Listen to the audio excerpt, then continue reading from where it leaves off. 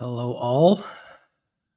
Welcome to Jersey Mike's Arena, where Rutgers defeated American 80-71 to improve to 4-0, to remain undefeated, and to do so the way it has done the last three games, I should say, by probably a narrower margin than should be against a sub 300. 4-0 to their credit. It's better to be 4-0 and win not as dominant as you should than to lose a game like this, which it looked like could happen early on. Before I get into that, I'm assuming my audio is fine. Let me know if it is. And before I get into my spiel about this game, I'll let you guys tell me, and we'll come back to this later. Um, how do you feel about this team now after 4 games than you did preseason? Do you feel better? Do you feel about the same, or do you feel worse?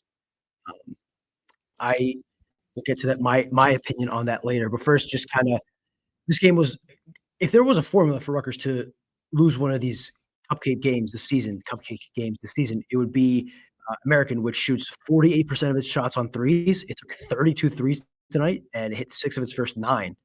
And that's the way it was looking early on. Rutgers gets down by 11 after 8 minutes. And it's looking like this will be the first real challenge they face. I mean, they were, Maine and Lehigh were close, but they never really challenged. They never took the lead late. They never took the lead really in the first half. It's really not by double digits. This was the biggest deficit Rutgers faced all season. To their credit, they dug out of it. They were much better in the second half. After American hit 6 of its first 9 threes, it hit 6 of its final 23. Some of that was Rutgers guarded, a lot less open threes. Some of that was a bad team that entered the game shooting 28% on threes, missing open shots. But Rutgers was certainly better defensively in the second half. And then offensively, Rutgers got better, started off taking way too many mid-range non-rim twos, lowered that certainly in the second half, got more downhill to the rim. Steve Pickle admitted as much in the first half. They were going up soft to the rim. They were not attacking the smaller team. And in the second half, they did. Tariq Francis got to the rim.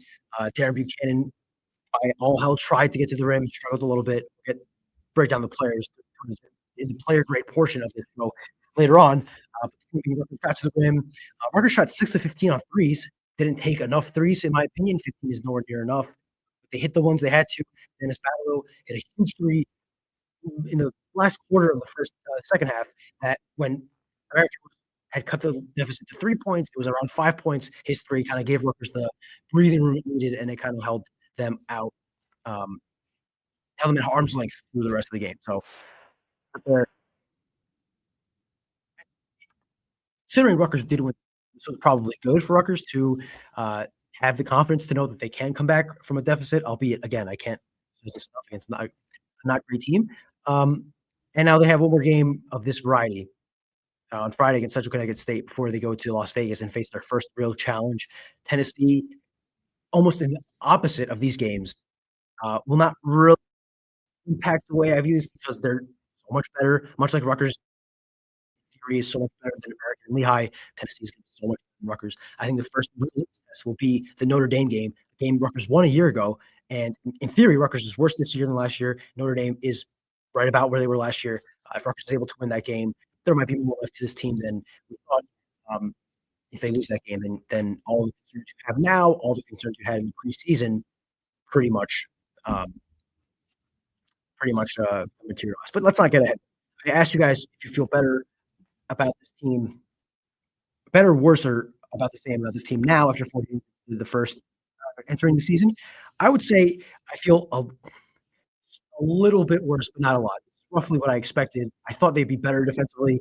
I guess in hindsight, the lack of size in the backcourt, the lack of talent, frankly, in the front court, and the fact that there were 10 new faces on this team kind of were a recipe for a slow defensive start. They can get better. Steve Pickle teams have gotten better defensively. Not a great start. Just not a great start. And pull up the numbers here so I'm not just speaking out of what I saw in the eye test. The numbers are better than I thought. They're keeping opponents to 40.6% on twos, which is 13th nationally. They're allowing opponents to shoot 33% on threes, which is 85th nationally, so that is great. The 2-point percentage on the inside is about where it should be considering the opposition Rutgers is facing. They have the 364th ranked non-conference strength of schedule in college basketball. There are 365 teams, just to kind of lay it out there. So Rutgers should be better defensively. Should be playing better defensively than it has so far. Steve Pikiell admitted he's not happy with the way they've been playing defensively, and he's not happy with anything, is what he said. I know he means that in like coaches are never happy kind of way, but I think there's a legitimate reason to not be thrilled with this defense. And my old boy had a decent game defensively, 3 blocks. He also had fouls in 13 minutes, which is be a concern in Big Ten when you're playing teams that are more physical, that are going to be able to draw more fouls on your center. It's happening against an American team that plays 5 out most of the time. It's not that physical inside. It's not a great sign of things to come in the Big Ten. And the other thing also, worth pointing out with the 2-point percentage. For example, Americans shot 8 of 21 layups at Lowe's. I wouldn't say unguarded, but not entirely contested, right? So I think some of the 2-point percentage is size advantage and talent advantage, or lack of talent from the opposition, I guess is a better way to put it. So before I get into player grades, I encourage you guys to submit some questions. I encourage you guys to like and subscribe to our show. I know I do this every show. I don't like asking for it, but this is what we have to do because it works, apparently. Not apparently. Obviously, it does, because that's why everyone Kevin Fine, who submitted a question for the show, which I appreciate. I didn't watch the second half. Tell me all about it. Rutgers came into the second half, having closed the first half, 22-11 run in the last 12 minutes. I don't know if you want to call that a run, but the point is they outscored American by 11 to erase that 11-point deficit, and they opened the second half in a 12-2 run, building on that momentum, taking control of the game. They lost it a little bit because they were missing a ton of shots, turning the ball over. American was able to kind of inch its way back, got the deficit to 3, and it was a little wobbly. The crowd, which was not the lightest crowd I've seen at the Rec in a long time. This was attendance of 8,000. That's got to be automatic. There were not 8,000 people, probably not even 6,000, maybe 5,000, maybe 4,000. Empty 300 section, 60% full student section, which is a rarity. Even on the not full nights, the student section is usually full. And the crowd just did not have the energy, did not have the usual Rec. This game is tight, second half. Rutgers needs to stop. Let's get loud. Steve Pikiell was emphatically asking the fans to get loud, and he had to do it probably twice or 3 times as long as he usually does to get the crowd into it. And it never really got that loud in here, despite the fact that Rutgers wasn't losing, but it was a bit of a touch and go situation there. So I just kind of wanted to bring that up. But Rutgers ultimately was able to kind of hold off the complete comeback, never lost the lead in the second half. And while they were trailing for 17 minutes and 40 seconds, 17 minutes and 54 seconds in the first half, they led the entire second half. And, the entire second half after scoring a point. So the game was never really in danger, but it got a little shaky there. Thanks for the question, Kevin. Scott Schubiker asks, will this Rutgers team finish in the top half of the Patriot League? The number of missed shots close to the rim is mind-boggling. Yes, I think Rutgers would probably win the Patriot League. I don't think it's much of a lock as it should be in most years. I'll be clear. I know the question is half facetious. I think it's not entirely a crazy question, but yes, the Patriot League in all likelihood, because the Patriot League is full of in the bottom 200s, early 300s. Right? Army's in the league, and they lost by 50 points to Duke. Rutgers is not Duke, but Rutgers is probably closer to Duke than Army. Though I guess I'm not entirely convinced of that, as you can tell the way I said. But the sentiment, though, is fair. I don't think Rutgers has made anywhere near enough shots. I don't think they've created a lot of great shots. That's kind of the big concern offensively, is that same issues from years past are recurring. A lot of the scoring they did was ISO. A lot of it was Tariq Francis getting the ball, getting himself to the rim, to his credit, and finishing. A lot of it was Dylan Grant's individual brilliance once again, which should translate some to better opposition, but I'm not entirely sure Dylan Grant is at a point in his career where you can depend on him to be a 20-point, 10-rebound guy every night. That's asking a lot. He's been great the last 2 games. You cannot have your entire offense through him. And it just, there was some good ball movement. The pass to Dennis Bidelow for his big 3 was great. There were flashes of ball movement, but a lot of it was just isolation, not getting good shots, and early on forcing a lot of mid-range shots. Just not a lot of offensive evolution there. And That's what you need. When you don't have enough talent to score individually as you had in the past is, obviously Phil Harper, but even guys like Geo Baker and Ron Harper, gotta have some creative offensive creativity to open things up, and I just haven't seen it so far. So a little bit of a flippant question. That's probably not the right word, but the point is taken. Um, Brian says he feels as expected about this team. I think that's fair. Again, I think they're if they are worse than I thought, slightly, very slightly, they're right about. You also have to consider we had pretty low expectations for this team coming in. So I feel a little bit better about Obole. Similar deal. I feel better about Obole as well. Solid 2 games, albeit again today he had 4 fouls, but the expectations for Obole were so low that if it didn't feel better about him, that would be a pretty alarming sign. Uh, Raj Shah says Tennessee will be the real test as to where this team stands. Again, I just think Tennessee is they're a top 25 team on Ken Palm. They're elite defensively, and even if they don't get JP, they're going to be so much more talented, so much better.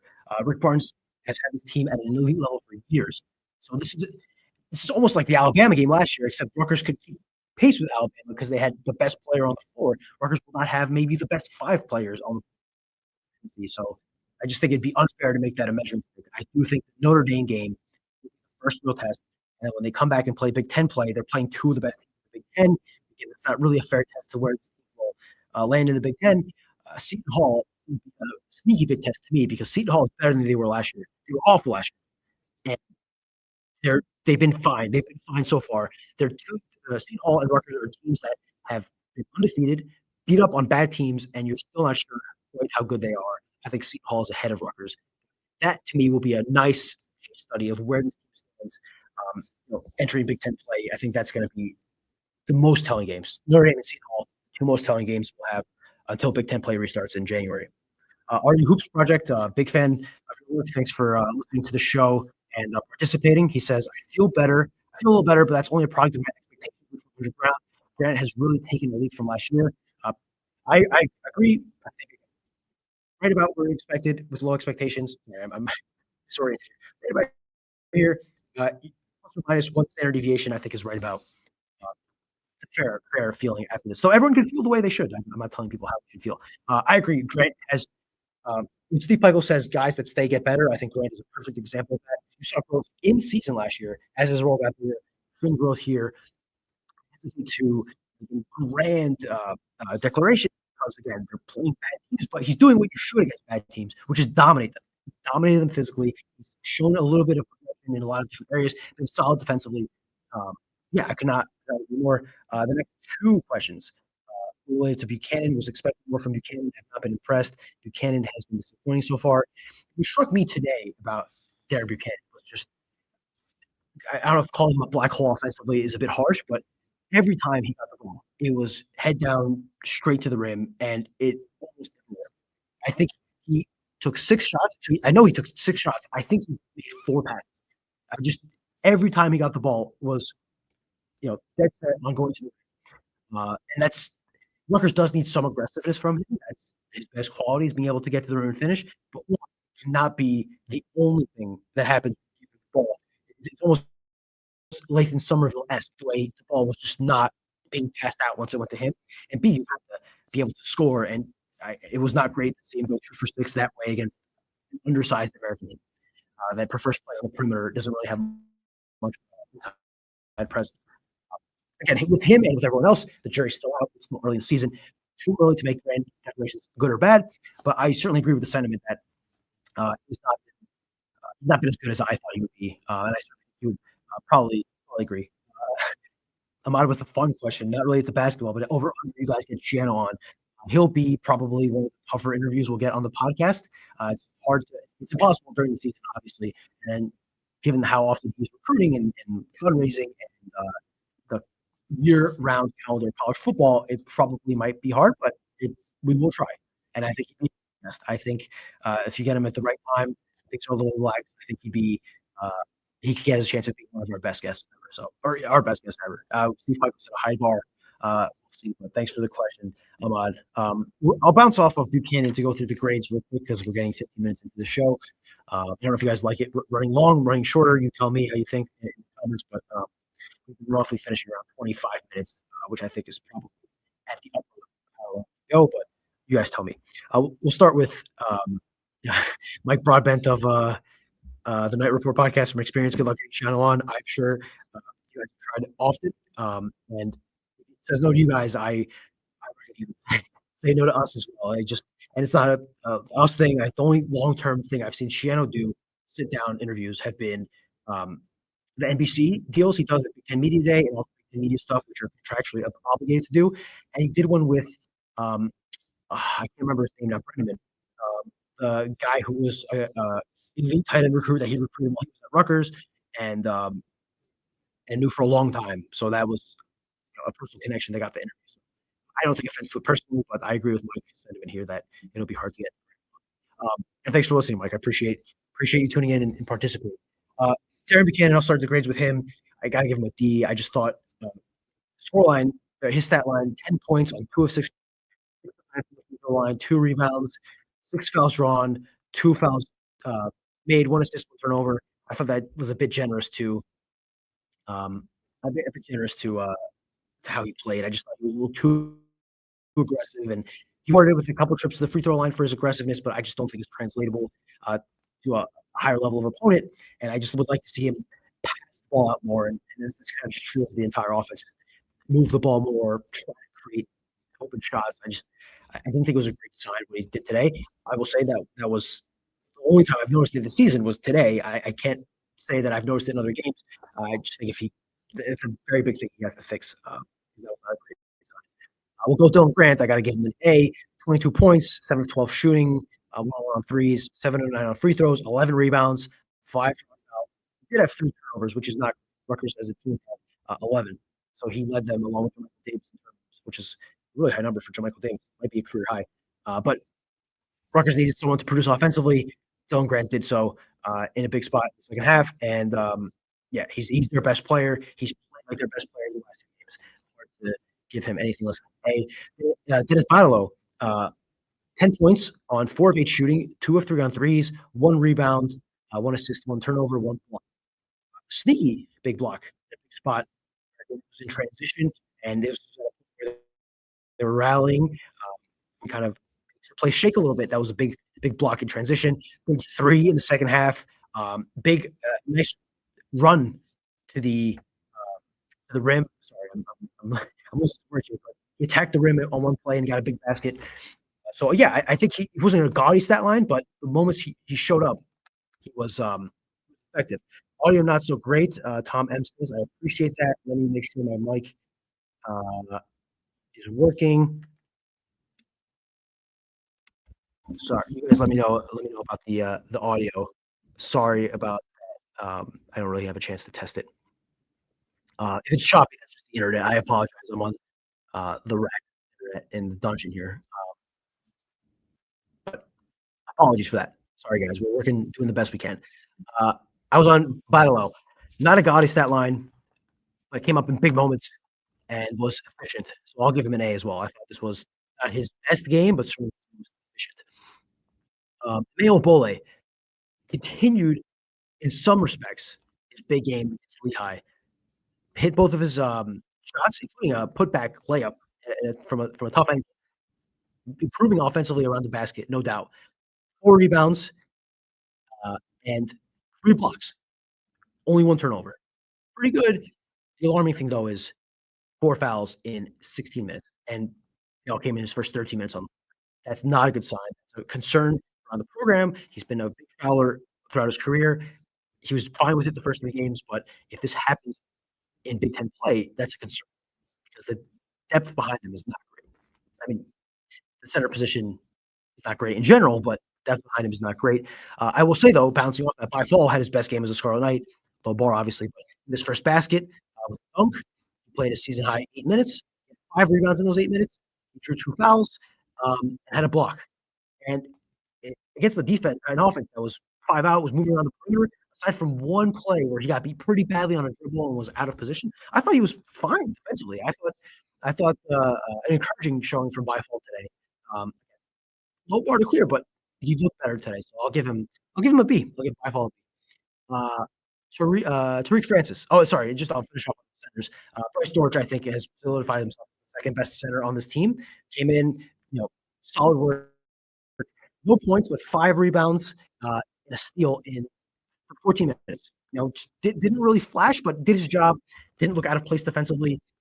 Did the dirty work rebounding, and was kind of mobile against again a 5-out offense. So yeah, I'll give him a B, and I think that his emergence is kind of a solid option off the bench at center, particularly in teams that are good at shooting and more agile. Um, it's good. It's good. I don't know how he'll hold against the big men of the Big Ten, the traditional big men, but uh, I'm encouraged by performance. I think he's the second. You guys tell me if I'm wrong. I think he's the second best center they have on this roster. Would be ideal if by fall overtakes him at some point, but I think he's established that. I'll give him Jermichael Davis, 5 points on 1 of 5 shooting, 3 of 3 on free throws, 3 rebounds, 3 fouls, 5 assists, 3 turnovers. I'll give him a C. Um, not his best game. Certainly not scoring. He was fine defensively, but I thought he was. It was about it. It was a C game. I thought it was not great, not bad. Kind of didn't kill Rutgers. 3 turnovers is got to be career high. I'll check that later. It's got to be career high. So we can see. Jeremy Cannon, I did that already. Lino Mark, longest cameo of the season, I think. 10 minutes and 51 seconds. 2 points, 1 of 3 shooting. I'm not sure the level point where he's yet. Flashes of just not being quite there yet, which is normal for a freshman, right? I don't say that disparagingly. I just think that it's going to take him a little bit longer to factor in. Haroon Zerno, only 6 minutes and 47 seconds, did hit a 3 on 2 attempts. Went on the free throw line, 4 points, 1 assist. Surprised he played so little. It must be because of defensive struggles. Because offensively, I thought he was fine. I just it's surprising how little he's played so far, and it feels like he has a lot to catch up. I'm surprised his role has been who it is. Guys are fighting for roles, and it feels like he's a guy that has a lot of ground to make up. That's the saying I was thinking of. I'll give him a C, but he barely played enough to grade. And Chris Mooley played 9 minutes. He missed a shot, went 2 from the free throw line, and had 2 points and 1 turnover. A little too aggressive, just a little out of sorts, trying to do a little too much. A freshman in a big spot that performed well in a big spot against Lehigh, just felt like he was forcing things a little bit there. And that's part of, again, being a freshman, learning to kind of adjust the rhythms of a game and not try to put too much emphasis on every single play, taking one play at a time.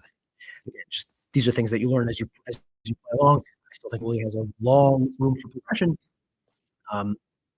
We'll see. But I didn't think he had a great game, a good game against Lehigh. I didn't think today was. I guess I'll give him a C. It's hard to grade guys that only play 10 minutes, spotty things, but what we do here,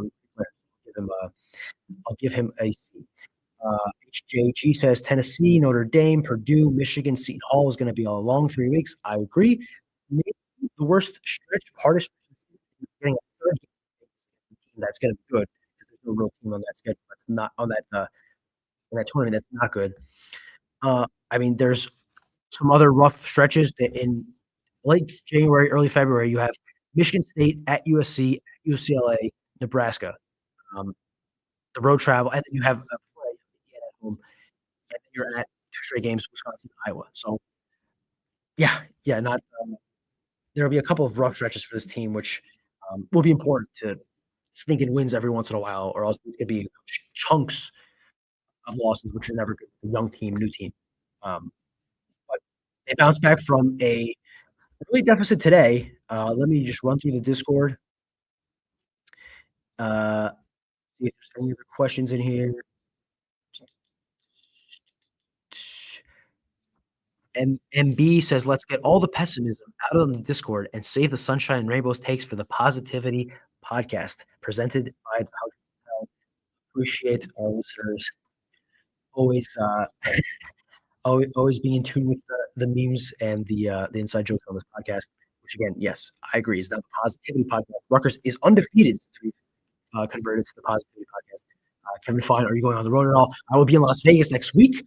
Fun way to spend Thanksgiving week once again. So I will be back home for Thanksgiving this year. I will be there Monday, Tuesday, and Wednesday.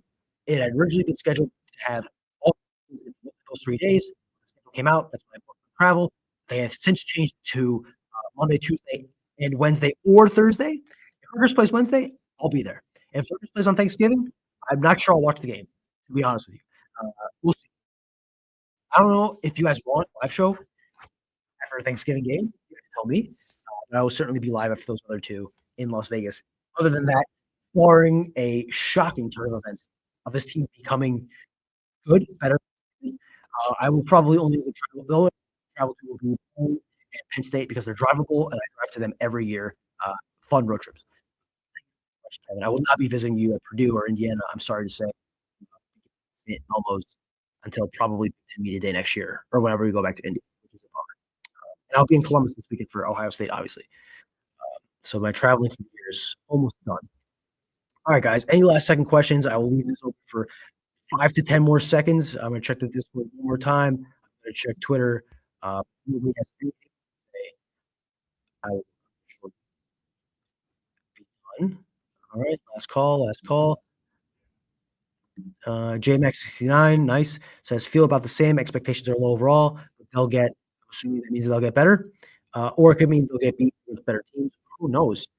Uh, but JMac can share that in the comments of this video. It's posted after we stop live, which is going to be just about now. Thank you guys for tuning in. I can't believe 37 of you guys, at least this was for me right now, are watching me react to American, Rutgers being American, but appreciate you guys.